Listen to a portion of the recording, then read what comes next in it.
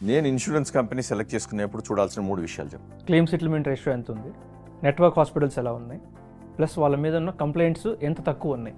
ఇవి health insurance companies చూసుకోవాల్సింది. Term ఇన్సూరెన్స్కి అయితే సేమ్ క్లెయిమ్ సెటిల్మెంట్ రేషియో, తర్వాత ఆ కంపెనీ ఎంత ఓల్డ్ అంటే ఎంత సాలిడ్గా ఉంది అని చెప్పేసి. ఎందుకంటే క్లెయిమ్ టర్మ్ మీకు నెక్స్ట్ 20-30 ఇయర్స్ కోసం, తర్వాత ఇంకోటి వచ్చేది మీకు అమౌంట్ సెటిల్మెంట్ రేషియో. నేను పాలసీ సెలెక్ట్ చేసుకుంటున్నప్పుడు ఏ 3 విషయాలు పాలసీ డాక్యుమెంట్లో చెక్ చేసుకోవాలి? మీకు రూమ్ రెంట్ క్యాపింగ్ అనేది ఉండకూడదు, కోపేమెంట్ అనేది ఉండకూడదు. తర్వాత మీకు ఏదైనా హెల్త్ కండిషన్స్ ఉంటే వెయిటింగ్ పీరియడ్స్ తగ్గించుకునేటట్టుగా ఆ స్పెసిఫిక్ ప్రొడక్ట్స్ తీసుకోండి. లేకపోతే రైడర్స్ అని ఉంటాయి, అంటే అడిషనల్ బెనిఫిట్స్ అనమాట, అదన్నా తీసుకోండి. Top 3 mistakes. Non disclosures. నేను డిస్క్లోజ్ చేయకుండా ఇన్సూరెన్స్ కంపెనీలు ఎలా తెలుసుకుంటారులే అనుకుంటారు. వాళ్ళు పెద్ద సిబిసిఐడి లాగా ఇన్వెస్టిగేషన్ కూడా చేయగలుగుతారు. ఎక్కడెక్కడ లేని అన్ని కూడా బయట తీసుకొస్తారు.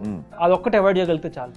ఇన్సూరెన్స్కి రెడీయా కాదా అంటే ఒక 3 పాయింట్లు. 20 lakhs నా దగ్గర అమౌంట్ పోయినా నాకు దక్కలేదు, అంత డబ్బులు నా దగ్గర అనుకోండి, అక్కర్లేదు. లేకపోతే అందరికి కావాల్సింది